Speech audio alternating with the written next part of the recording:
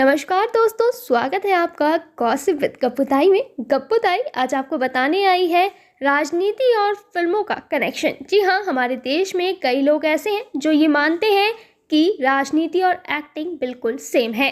उनका ये कहना है कि राजनीति करने वाला नेता भी एक तरीके का एक्टर ही होता है, क्योंकि उसकी कोशिश यही रहती है कि वो दर्शकों यानी कि जनता को खुश कर सके और उनके सामने अच्छा बनने की कोशिश कर सके। ऐसे में फिलहाल राजनीति में एक्टिंग और फिल्मों की चर्चा तेज हो गई है। दरअसल प्रधानमंत्री नरेंद्र मोदी ने गुरुवार को राज्यसभा में अपने भाषण के दौरान बलराज साहनी का नाम लिया और उनके जिंदगी पर बात की। ऐसे में अब लोगों के जहन में ये सवाल आ रहा है कि भला बलराज साहनी कौन है और क्यों पीएम मोदी ने उनकी जिंदगी पर राज्यसभा के अंदर बात की। जी हाँ, कुछ लोग तो जानते होंगे कि बलराज साहनी कौन है, लेकिन अधिकतर लोग ऐसे होंगे जिन्हें नहीं पता कि आखिर बलराज साहनी कौन थे। ऐसे में इनके बारे में बताने के लिए गप्पुताई आपके लिए हाजिर है, क्योंकि आज हम जानेंगे कि आखिर बलराज साहनी कौन थे और क्यों राज्यसभा में इनका जिक्र किया गया। तो चलिए फटाफट बात करते हैं और जानते हैं बलराज साहनी के बारे में। सबसे पहले जानते हैं कि आखिर बलराज साहनी का जन्म कहाँ हुआ था। आपको बता दें कि बलराज साहनी का जन्म 1 मई 1913 को तत्कालीन पंजाब के रावलपिंडी में हुआ था। उन्होंने अपनी स्कूलिंग के बाद गवर्नमेंट कॉलेज ऑफ लाहौर से पढ़ाई की।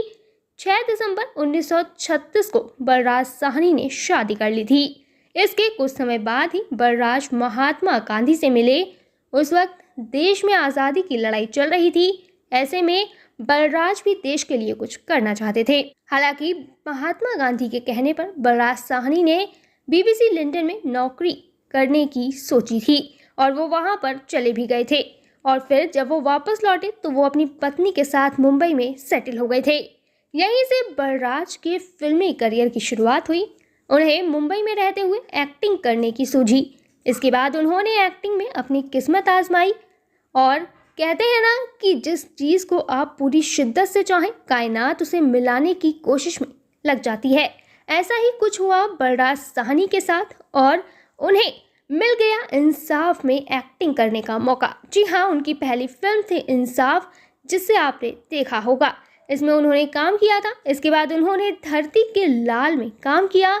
आपने बलराज को 2 बीघा ज़मीन, नीलकमल, 2 रास्ते, 1 फूल, 2 माली, छोटी बहन, काबुली वाला, वक्त और गर्म हवा जैसी फिल्मों में ज़रूर देखा होगा।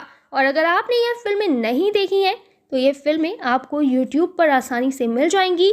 आप जब चाहें तब उन्हें देख सकते हैं।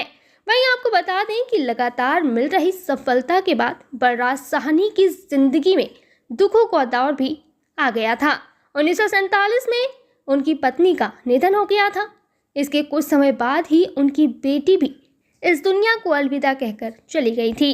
इतने दुख के बाद बलराज साहनी ने जैसे तैसे खुद को संभाला और सामाजिक गतिविधियों से जुड़ना शुरू कर दिया।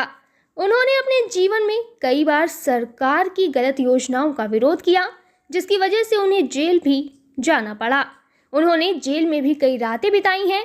यही वजह है कि आज भी बलराज साहनी कई राजनेताओं के दिल में बसते हैं और इसी वजह से प्रधानमंत्री मोदी ने भी उन्हें राज्यसभा में याद किया और उनकी जिंदगी पर बात की। आपको बताते चलें कि बलराज साहनी ने 13 अप्रैल 1973 को महज 59 साल की उम्र में इस दुनिया को अलविदा कह दिया था। लेकिन आज भी उनकी फिल्मों और समाज में किए गए उनके योगदान के लिए लोग उन्हें याद करते हैं।